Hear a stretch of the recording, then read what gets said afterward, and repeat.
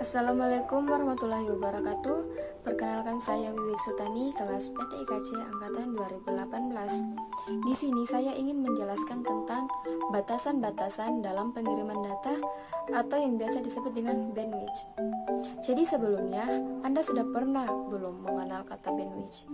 Tapi mungkin sebagian dari kalian masih ada yang belum mengetahui tentang bandwidth. Jadi bandwidth merupakan istilah yang digunakan yang merujuk pada nilai konsumsi pada transfer data, dan untuk jumlah data yang ditransfer dari satu lokasi ke lokasi lainnya dalam waktu yang tertentu. Dan untuk penjelasan selanjutnya, silakan simak video ini. Yang pertama, apa sih bandwidth?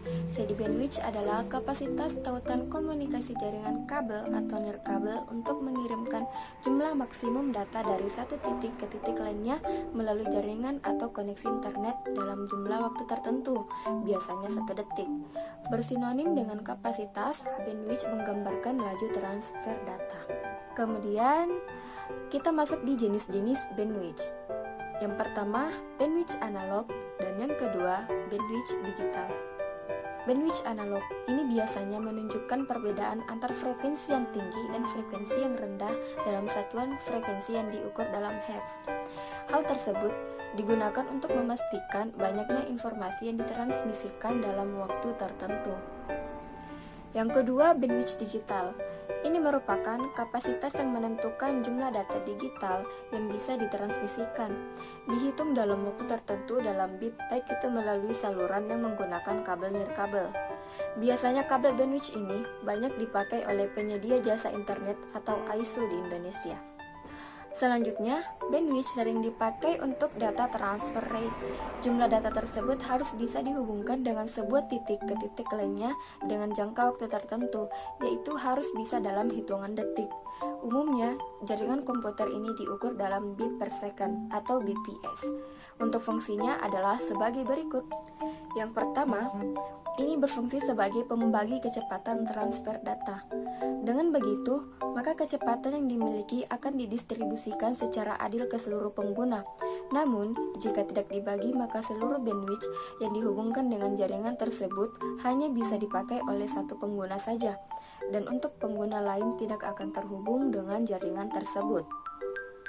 Namun, pengguna juga dapat membatasi pengguna lain agar tidak saling berebut bandwidth, misalnya pada saat mengunduh file dari internet yang sangat besar.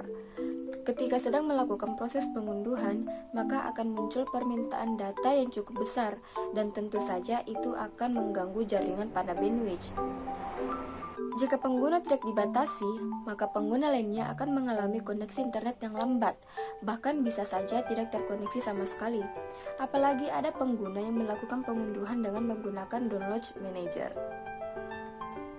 Yang kedua, media transfer data. Sebagai media transfer data yang merupakan fungsi utama hampir berlaku di semua jaringan komputer, pembatasan besar data yang dapat diakses dari internet akan dilakukan dengan administrator jaringan. Misalnya, dalam membangun jaringan LAN, maka koneksi LAN dengan perangkat komputer yang akan dipakai akan membutuhkan kabel fisik LAN. Dalam kabel LAN terdapat jalur yang bisa untuk pengiriman atau transfer data dari satu komputer ke komputer yang lainnya. Hal ini bertujuan untuk mengurangi trafik yang tinggi dalam jangka waktu yang lama. Contohnya, penyediaan bandwidth dengan jumlah atau waktu, yaitu misalnya 1 GB per bulan. Dengan begitu, maka jumlah 1 GB ini akan berlaku untuk jumlah maksimal data yang bisa dikirimkan, hanya sebesar 1 GB, dan tidak akan lebih dari itu. Tidak peduli berapa banyak jumlah perangkat yang mengaksesnya ataupun kecepatan aksesnya. Yang ketiga, ukuran media pengiriman data. Ini adalah untuk mengukur media atau jalur pengiriman data yang dimiliki oleh suatu komputer atau jaringan tertentu. Jaringan ini berlaku jika berhubungan dengan distribusi jaringan. Biasanya, ukuran ini sebagai patokan pengguna untuk memilih provider atau penyedia layanan yang berhubungan dengan koneksi internet. Jika layanan yang diberikan terlihat baik, maka bandwidth yang ditawarkan akan semakin besar. Fungsi ini hampir berlaku di semua tempat yang memiliki jaringan komputer. Kemudian yang terakhir, cara kerja bandwidth. Bandwidth akan bekerja sesuai dengan fungsi dan jenis bandwidth ketika pengguna terhubung dengan suatu jaringan. Namun, ada beberapa faktor yang mempengaruhi kinerja sebuah jaringan, yaitu packet loss, latency, dan sebagainya. Jadi bukan hanya bandwidth satu-satunya faktor yang mempengaruhi kinerja dari suatu jaringan. Semakin banyak data yang dapat dikirim dan diterima pada satu waktu, maka itu disebabkan karena bandwidth memiliki banyak koneksi data. Bandwidth ini bisa disamakan dengan pipa air yang dapat mengalir melalui pipa.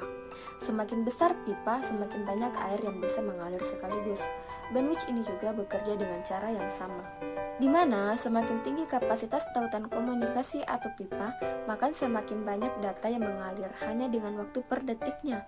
Untuk menggunakan kapasitas dengan koneksi tautan yang semakin besar, maka harganya pun akan semakin mahal. Kapasitas maksimum koneksi jaringan hanya satu faktor yang mempengaruhi kinerja jaringan. Packet loss, latency, dan jitter semuanya dapat menurunkan throughput jaringan dan membuat tautan berkapasitas tinggi berfungsi seperti yang memiliki bandwidth yang lebih sedikit. Jalur jaringan ujung ke ujung biasanya terdiri dari beberapa tautan jaringan, masing-masing dengan kapasitas bandwidth yang berbeda. Akibatnya, tautan dengan bandwidth terendah sering digambarkan sebagai hambatan karena koneksi bandwidth terendah dapat membatasi kapasitas data keseluruhan dari semua koneksi di jalur. Apabila Anda terhubung ke suatu jaringan, biasanya terdapat batasan volume akses yang diberikan. Untuk itu, Anda perlu menghemat penggunaan bandwidth agar kapasitas data tidak bertambah banyak. Karena semakin besarnya bandwidth yang disediakan, maka semakin besar juga jumlah kapasitas yang bisa ditransfer. Oke, itulah tadi sedikit pemaparan tentang batasan dalam pengiriman data. Semoga bermanfaat untuk kita semua, terutama untuk diri saya pribadi. Dan bye-bye!